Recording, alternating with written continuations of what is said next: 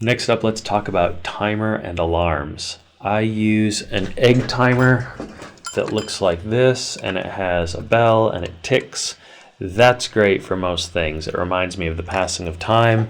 It is wonderful because I can put a sticky note on it that reminds me of the task that I'm doing, maybe even a little notes about what I need to work on next and things I need to consider. That can go right on the timer, so I never forget what I'm doing. Every time I look up, it's there.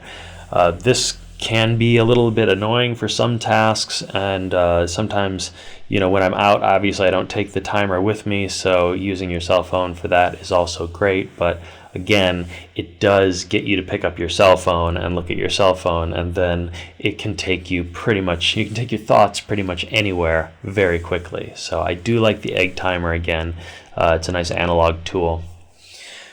And it's a great way to do Pomodoro sprints. Pomodoros is this concept that everything is chunked down to a small sprint of work. So you don't have to maintain effort for the entirety of a task or a project. You just go for 20 minutes and take a 3 to 5 minute break and complete your work in those smaller sprints. So timers are great for that.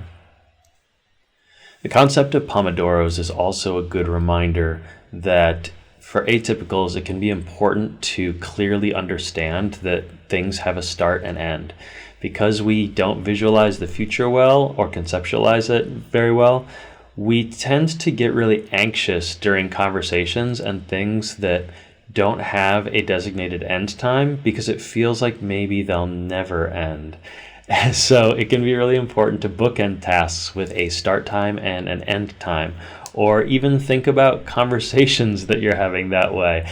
Just remember that things will end, and there's a little progress bar on everything that's happening to you, with a series of skill checks in between the start of the progress bar and the end of the progress bar. So that can help us really ease a lot of anxiety that things are just going to be interminable, and we will be stuck in sort of a Groundhog's Day loop of whatever is happening to us in the moment. And this happens a lot during conversations. And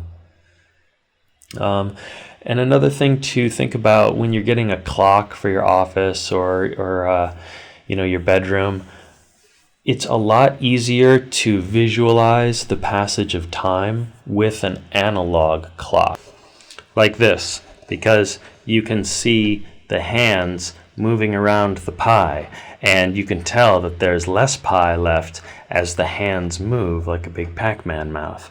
And that's really useful because when you're just seeing numbers, that's another level of abstraction. Like with a digital clock, when you just see those numbers, it's hard to tell that there's less time sort of left in the day.